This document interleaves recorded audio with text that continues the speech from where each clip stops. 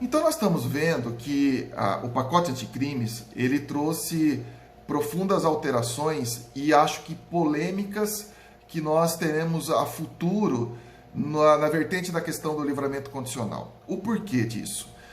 Porque o artigo 112, que fala da progressão de regime, que mudou para percentuais, 50%, 70%, 30%, ele é, de maneira muito precisa, no inciso 5, letra A, e no inciso 8 do artigo 112, as vedações, seja por reincidente ou primário, que praticou o crime hediondo ou equiparado hediondo com resultado morte. Então veja bem, houve a prática de um crime hediondo ou equiparado a tal, com resultado morte, independente se ele cumpriu 50% da pena, independente se ele cumpriu 70% da pena, independente se ele é primário ou se ele é reincidente, está proibida a concessão do livramento condicional. Então, muito bem, isso está de maneira muito clara, está no artigo 112, condenado por crime hediondo ou equiparado,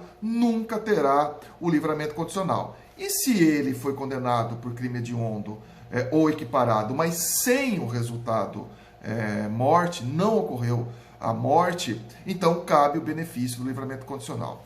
Ocorre que o artigo 83, no inciso 5, já trazia a proibição, já trazia a vedação da concessão do livramento condicional quando nós estávamos diante de um crime hediondo, mas de natureza de reincidência específica, ou seja, dois crimes hediondos da mesma natureza, dois crimes hediondos com reincidência específica. Então já era proibido a concessão do livramento condicional. E aí nós estamos no seguinte dilema.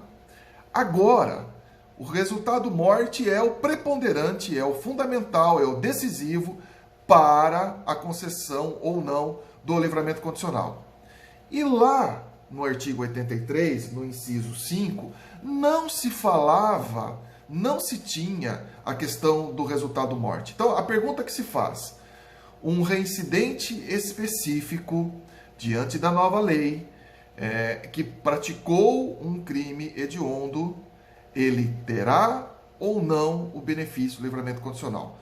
Porque se a lei de execução penal exige, ou seja, que o resultado morte venha a ocorrer para proibir, para impedir a concessão do livramento condicional, e o artigo 83 não se fala do resultado morte, se nós tivermos um reincidente específico, vai prevalecer a LEP ou vai prevalecer o artigo 83? Eu tenho certeza que essa será uma matéria que vai subir para a STJ, talvez até a STF, para que isso seja de maneira assim muito, muito debatida, para que se busque qual era a real vontade do legislador. Uma outra modificação, quando nós temos a questão dos perdimentos de bem, os efeitos da condenação, que estão previstos a partir do artigo 91 e 92, os efeitos genéricos, os efeitos específicos que estão no Código Penal, nós tivemos uma alteração, um acréscimo do artigo 91 para termos agora um artigo novo, o 91A, que fala das infrações cuja a lei comine pena máxima superior a 6 anos de reclusão. E nós não estamos falando de pena fixada em concreto. Nós estamos falando de pena máxima, a pena que já está prevista, que o próprio Código já traz. Então, a condenação por infrações às quais a lei comina pena máxima superior a 6 anos de reclusão, poderá ser decretada a perda, como produto ou proveito do crime, dos bens correspondentes à diferença entre o valor patrimonial do condenado e aquele que seja compatível com o seu rendimento lícito.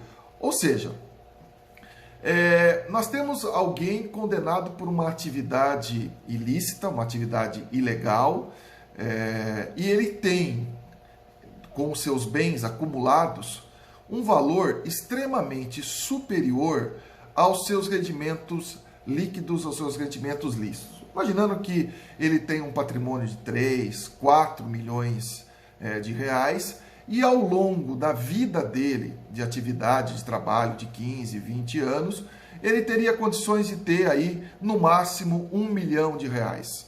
Então, ele tem como provar que 1 milhão de reais ele teve essa atividade ilícita, legal, mas esta diferença de 1 milhão para os 3 ou 4 milhões, ele correrá, como efeito da condenação, o risco de perder, desde que ele não consiga demonstrar essa incompatibilidade, essa diferença, esses valores que não são compatíveis com a renda lícita dele obtida. Então, ele perde, é um perdimento de bens, né? Com a condicional, com a condicionante, com o requisito que a pena máxima desse crime, a máxima aplicada, não a pena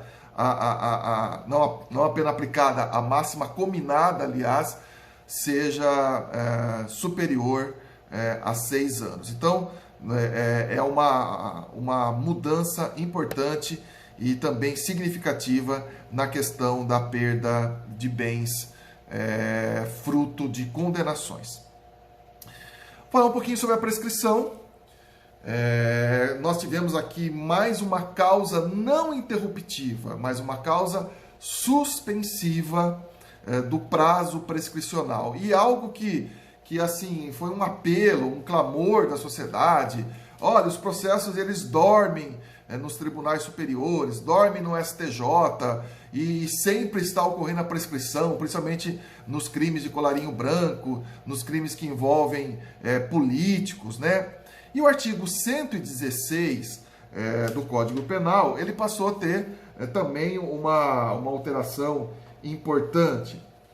Então, ele trouxe uma modificação nos seus incisos e acréscimos. Então, como que está hoje? Enquanto a gente cumprir pena no exterior, nós temos a suspensão do curso do prazo prescricional, na pendência de embargos de declaração ou de recurso, de qualquer recurso, aos tribunais superiores, quando inadmissíveis, enquanto não for cumprido ou não ressentido o acordo de não persecução penal, que a gente vai ver isso mais adiante. Então, vamos meio que se inserir na questão dos recursos, que era a grande polêmica. Nós sabemos que uma RESP, um recurso especial, que eventualmente não foi acolhido, ele cabe um agravo no recurso especial. Esse recurso, esse ARESP, ele pode se prolongar por 2, 3 anos no Superior Tribunal de Justiça, e depois nós temos um agravo, depois do agravo nós temos embargos, depois dos embargos a gente pode até conseguir levar essa matéria ao Supremo Tribunal Federal. Então, antigamente, não tendo nenhuma causa suspensiva ou interruptiva, esse decurso de prazo entre a sentença penal condenatória e o trânsito em julgado nos tribunais superiores, no STJ, por exemplo, poderia levar aí 8, 10, 12 anos, e ocorrendo uma das formas das prescrições. Neste momento, não se fala em interrupção, ou seja, o prazo não foi interrompido, ele volta a ocorrer, ele volta na suspensão, ele voltará no tempo que ele foi parado, suspendido. Então, se os recursos foram protocolados, já tinham decorrido 5 anos, então voltará a se correr a prescrição, computando esses 5 anos. Então, a suspensão começa a correr da data da causa suspensiva. O tempo que já passou, ele conta no prazo prescricional, diferente das causas de interrupção prescricional.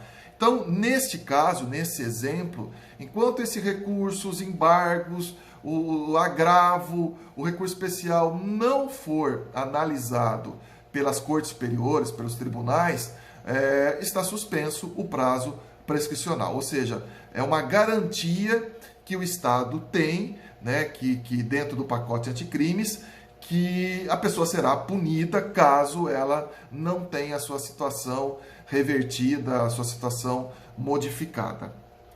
Bom, na parte geral, nas previsões previstas na parte geral do Código Penal, essas seriam as nossas contribuições pelo dia de hoje, né? Nós entraremos na próxima aula em algumas questões mais específicas previstas na parte especial, né, do Código Penal, mas seriam essas as nossas considerações iniciais nesse primeiro vídeo.